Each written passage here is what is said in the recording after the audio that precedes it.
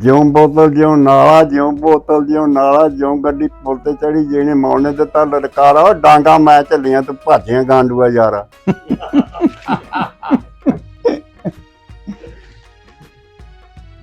ਕੁੱਤੀ ਦਾ ਲੜ ਛੱਡਦੇ ਚੋਬਰਾ ਮੈਂ ਕਰਤਾਰੋ ਡਰਦੀ ਤਿੰਨਾਂ ਜਾਣਿਆਂ ਤੋਰ ਪਛਾਣੀ ਪਾਣੀ ਢਾਬੋਂ ਭਰਦੀ। ਮਹੀਵਾਲ ਨੂੰ ਕਹਿ ਦਿਓ ਜਾ ਕੇ ਸੋਹਣੀ ਡੁੱਬ ਕੇ ਮਰ ਗਈ ਡੁੱਬਦੀ ਦਾ ਹੱਥ ਪੈ ਗਿਆ ਕੰਡੇ ਨੂੰ ਰੁਕ ਗਾਰੇ ਦੇ ਭਰਦੀ। ਅੱਖੀਆਂ ਜਾ ਲੱਗੀਆਂ ਜਿਹੜਿਆਂ ਕੰਮਾਂ ਤੋਂ ਡਰਦੀ। ਬਾਬਾ ਕਿਰਿਆ ਜੋੜ ਬਰਾਬਰ ਦਾ। ਹਾਂ ਦੋਏ ਜੀ ਦੋਏ ਜਿਹੜਾ ਵੀ ਇੱਕੋ ਹੀ ਆ। ਲੁਧਿਆਣਾ ਪਲੱਸ ਲੁਧਿਆਣਾ ਜੀ। ਲੁਧਿਆਣਾ ਹੀ ਆ ਦੋਏ। ਉਹ ਵਿੱਚ ਜੰਗਲਾਂ ਦੇ ਮੀਂਹ ਨਹੀਂ ਪੈਂਦੇ ਵਿੱਚ ਜੰਗਲਾਂ ਦੇ ਮੀਂਹ ਨਹੀਂ ਪੈਂਦੇ ਸੁੱਕੀਆਂ ਮਗਰ ਜ਼ਮੀਨਾਂ ਪੱਠੇ ਢੋਣ ਨੂੰ ਬੌਲਦ ਰੱਖ ਲੈ ਕੁਤਰਾ ਕਰਨ ਮਸ਼ੀਨਾਂ ਬੈਠ ਕੇ ਤੇਰੀ ਨੇ ਪਟਿਆ ਕਬੂਤਰ ਚੀਨਾ ਕਾਕਾ ਭਾਬੀ ਦਾ ਚੱਕਲਾ ਦੇ ਉਸ ਸ਼ਕੀਨਾ।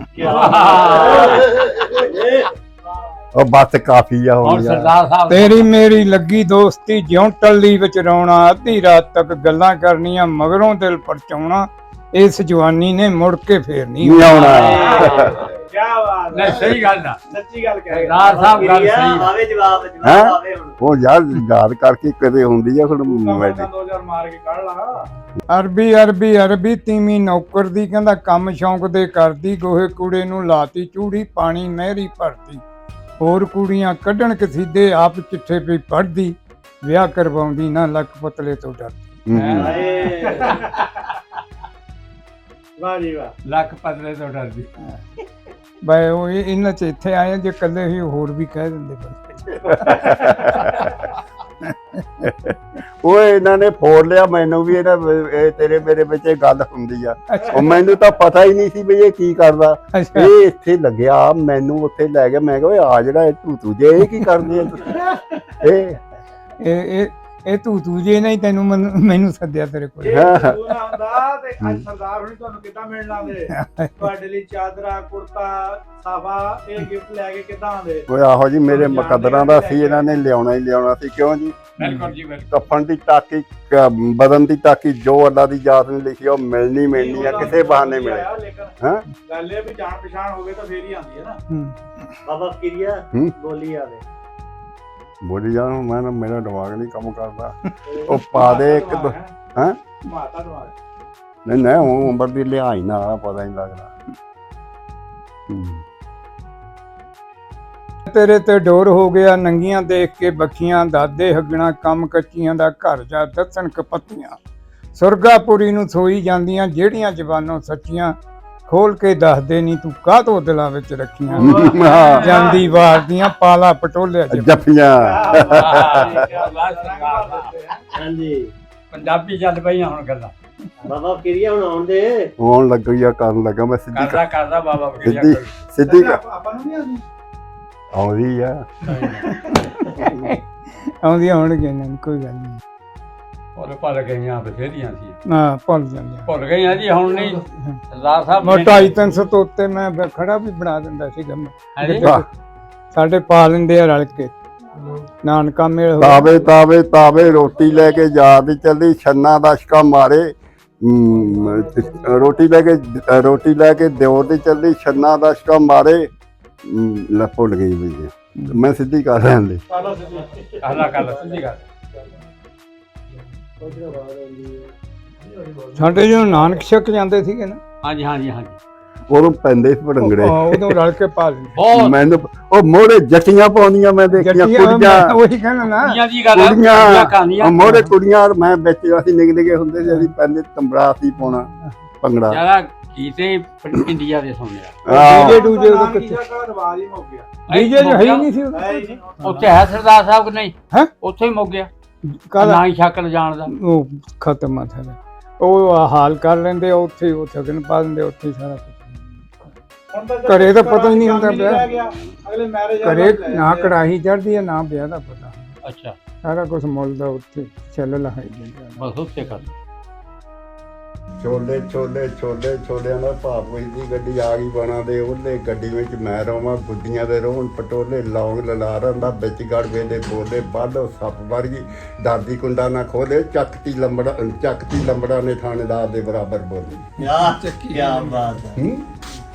ਅਰਬੀ ਵਿੱਚ ਕੈਨੇਡਾ ਦੇ ਪੈਂਦੀ ਭਰਾਵੋ ਸਰਦੀ ਹਾਂ ਕਬੀਲਦਾਰ ਨੂੰ ਔਖਾ ਸਜਣੋ ਕਿਸ਼ਤ ਮੁਸ਼ਕਲ ਹੈ ਘਰ ਦੀ ਬੋਤਲ ਠੇਕੇ ਦੀ ਫਿਰ ਦੋ ਮੂਰੇ ਨਹੀਂ ਖੜਦੀ ਕੈਨੇਡਾ ਛੜਿਆਂ ਦੀ ਪਰ ਹੋਵੇ ਜਵਾਨੀ ਚੜਦੀ ਕੀ ਬਾਤ ਆ ਬੁੱਢੇ ਬਾਰੇ ਵੀ ਕੀ ਕਰਨਾ ਉੱਥੇ ਆ ਬੁੱਢੇ ਬਾਰੇ ਕੈਨੇਡਾ ਜਾ ਕੇ ਕੀ ਕਰਨਾ ਪਾਰ ਕਰ ਬੈਠੇ ਰਹੋ ਕੀ ਕਰਨਾ ਜੇ ਛੜਾ ਬੁੱਢਾ ਗਿਆ ਤਾਂ ਕੀ ਕਰਨਾ ਹਾਂ, ਕੈਨੇਡਾ ਛੜਿਆਂ ਦੀ ਪਰ ਹੋਵੇ ਜਵਾਨੀ ਚੜਦੀ ਫਿਰ ਤਾਂ ਮੌਜਾਂ ਹੀ ਲੱਗ ਜਾਵੇ ਤਾਂ ਮੈਂ ਡਾਰਾਂ ਹੀ ਫਿਰਦੀਆਂ ਪੰਜਾਬੀ ਦੇ ਮਗਰ ਤਾਂ ਡਾਰਾਂ ਹੀ ਫਿਰਦੀਆਂ ਫੇਰ ਸਰਦਾਰ ਜੀ ਜੇ ਬਾਬਾ ਫਕੀਰੀਆ ਹੁਣ ਜਾਵੇ ਤਾਂ ਕੋਈ ਮੇਮ ਮੂਮ ਲੱਭ ਸਕਦੀ ਹੈ?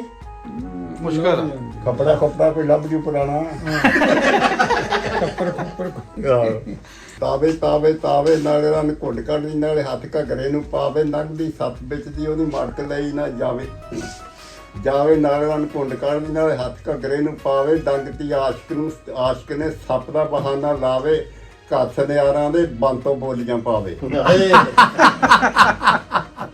ਲੈ ਲਓ ਸਰਦਾਰ ਸਾਹਿਬ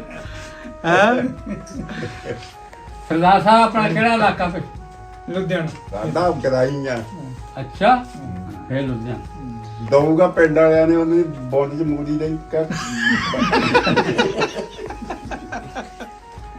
ਪਿੰਡ ਵਾਲਿਆਂ ਨੂੰ ਜਾ ਕੇ ਦੱਸਿਓ ਵੀ ਬਾਬਾ ਤੁਹਾਨੂੰ ਯਾਦ ਕਰਦਾ ਤੁਸੀਂ ਬੜੇ ਇਹ ਗੱਲ ਹੀ ਸੁਣਦੇ ਸਰਦਾਰ ਵੱਡੇ ਤੁਸੀਂ ਇਹ ਬੀਹੀ ਉੱਤੇ ਮਹਿਰੀਏ ਭੱਠੀ ਤੇਰੀ ਠੰਡੇ ਤੰਬੂ ਤਾਣੇ ਮਗਰੋਂ ਆਇਆਂ ਦੇ ਪਹਿਲਾਂ ਭੁੰਦੀ ਮੱਤ ਨਾ ਤੇਰੀ ਟਿਕਾਣੇ ਕੀ ਬਾਤ ਮਾਰ ਕੇ ਲੱਤ ਮੈਂ ਢਾ ਦਿਆਂ ਭੱਠੀ ਰੇਤ ਰਲਾ ਦਿਆਂ ਦਾਣੇ ਕੈਦਾਂ ਉਮਰ ਦੀਆਂ ਕੰਤ ਜਿਨ੍ਹਾਂ ਦੇ